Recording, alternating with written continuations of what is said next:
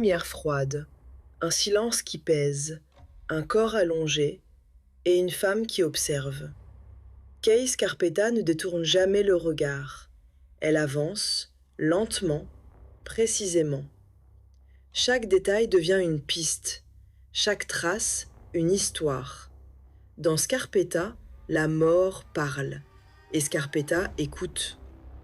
Son regard va plus loin que la surface. Elle comprend les mécanismes, elle relie les gestes, elle entre dans une logique.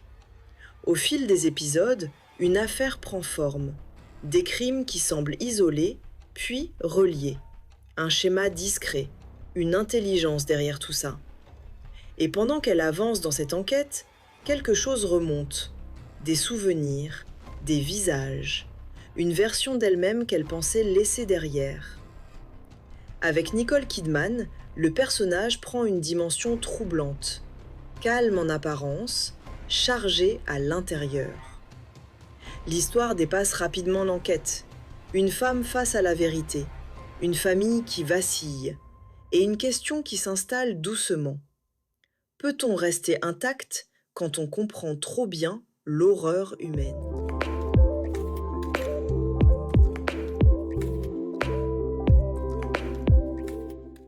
Kay Scarpetta, c'est le centre nerveux de cette histoire. Médecin légiste reconnue, elle travaille là où les autres détournent les yeux. Elle lit les corps, traque les incohérences, reconstitue les derniers instants et donne une forme de vérité à ce qui a été arraché trop vite. Son rôle dépasse la médecine légale. Elle devient l'interprète du silence, celle qui transforme une trace minuscule en révélation.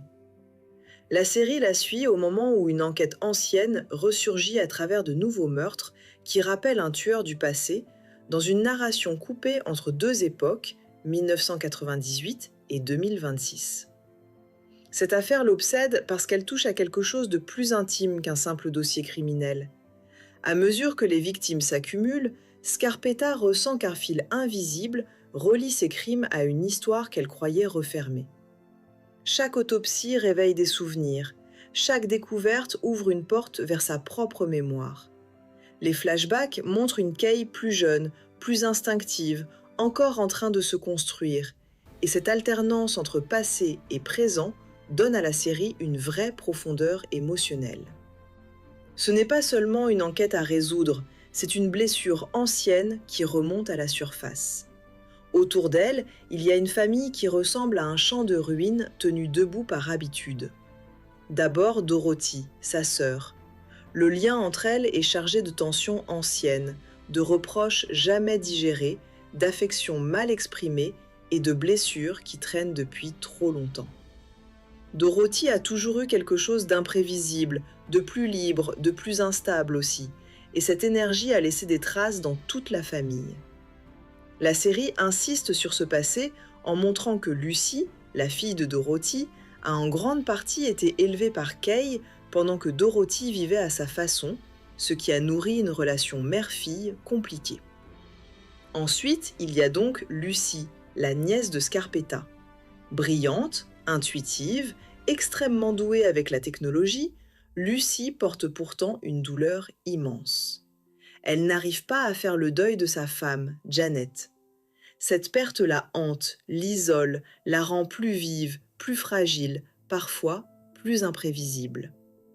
La série pousse même cette douleur dans une direction très singulière, puisque Janet continue d'exister à travers une forme de survivance technologique liée au talent de Lucy.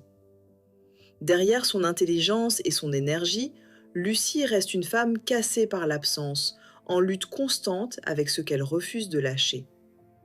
Il y a aussi Pete Marino, l'ami détective, un homme de terrain, brut, frontal, profondément marqué lui aussi. Il est marié à Dorothy, ce qui rend la dynamique familiale encore plus tendue. Il apporte le pragmatisme du terrain, le flair, l'urgence, mais aussi une fatigue morale, une colère, des réflexes abîmés par des années passées au contact de la violence. Il ne traverse pas cette histoire comme un simple allié fonctionnel. Lui aussi transporte ses démons, et son lien avec la famille complique tout. Et puis, il y a Benton Wesley, le mari de Scarpetta. Profiler, psychologie criminelle, secret, distance émotionnelle, Benton incarne une autre forme d'opacité. Il comprend les mécanismes du mal, mais il garde lui-même des zones d'ombre. La saison le montre fragilisé, traversé par ses propres choix, au point que son couple avec Kay se fissure sérieusement. Sa place dans la vie de Scarpetta ajoute une tension très forte. Même dans son espace intime, elle évolue au milieu de vérités partielles, de non-dits et de douleurs retenues. C'est là que la série devient vraiment prenante. Scarpetta mène une enquête qui la consume, tout en avançant au milieu d'une famille dysfonctionnelle où chacun lutte contre ses propres fantômes. Dorothy apporte le chaos ancien. Lucy incarne le deuil qui ne passe pas. Marino amène la brutalité du réel. Benton représente les secrets du couple et les fissures de l'intime. Et au centre, Scarpetta tient tout ensemble comme elle peut.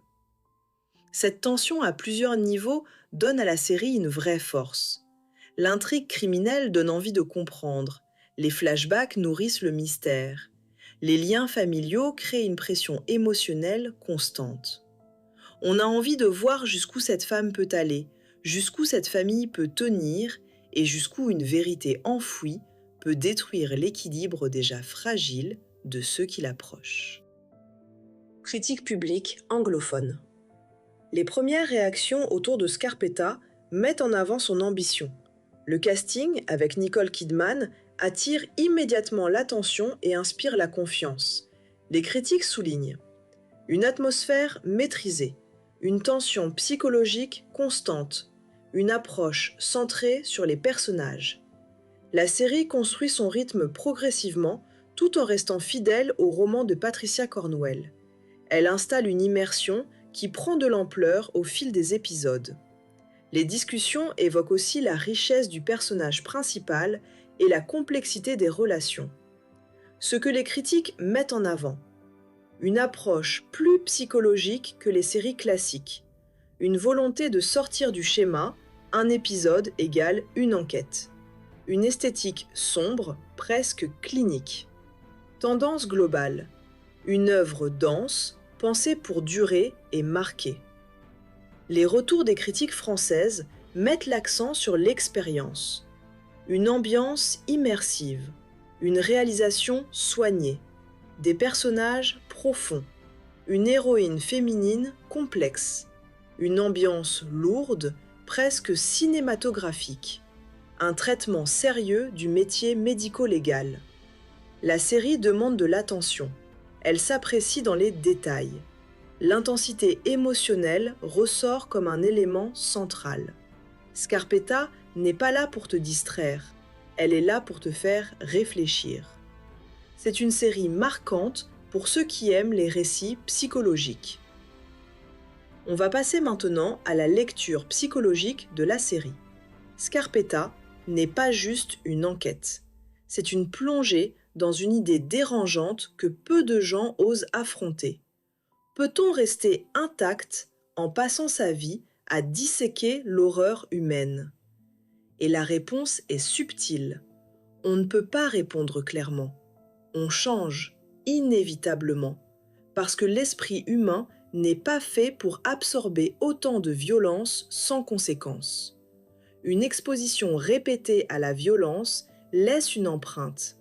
L'esprit s'adapte, le regard change, la compréhension devient plus fine, la sensibilité évolue. Un équilibre se redéfinit en permanence. La série parle de fatigue émotionnelle invisible. Elle parle de la solitude des personnes fortes et de la complexité à vivre pleinement dans le présent malgré leur passé. À force d'observer l'ombre, on finit par l'intégrer. Le personnage incarne la surcharge mentale des métiers de vérité, la difficulté de rester humain face à l'horreur, et ce paradoxe, comprendre les monstres sans le devenir. Mon interprétation est verdict. Spoilix, top ou flop? Scarpetta laisse une empreinte durable. Une sensation qui s'installe et qui reste. C'est un thriller psychologique profond. Une série qui parle autant de la mort que de la solitude des vivants. J'adore ce genre de scénario. Cette série est une œuvre qui questionne. Jusqu'où peut-on aller pour comprendre le mal ? Tu sens que chaque scène laisse une trace sur elle et que cette accumulation n'est pas soutenable.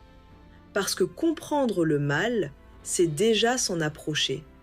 Et la série joue avec ça, sans jamais en faire trop. Le personnage porte tout, sa précision, sa retenue, sa manière de contenir ce qu'elle vit. Chaque scène ajoute une couche, une information, une tension. Point fort, une immersion profonde, des personnages incarnés, une tension progressive. Point de vigilance, une densité qui demande de l'attention, un rythme posé. Mon verdict SpoilyX, c'est un top exigeant, une série qui marque, une expérience qui s'imprime. Et si tu veux tout savoir, cette série aura probablement une saison 2, car on nous a laissé sur notre faim au dernier épisode. Alors dis-moi, as-tu vu cette série ? T'en as pensé quoi ? On en parle dans les commentaires. Le débat est ouvert. J'ai hâte de te lire. Et si tu aimes les films et séries qui te laissent plus de questions que de réponses, bienvenue dans mon univers.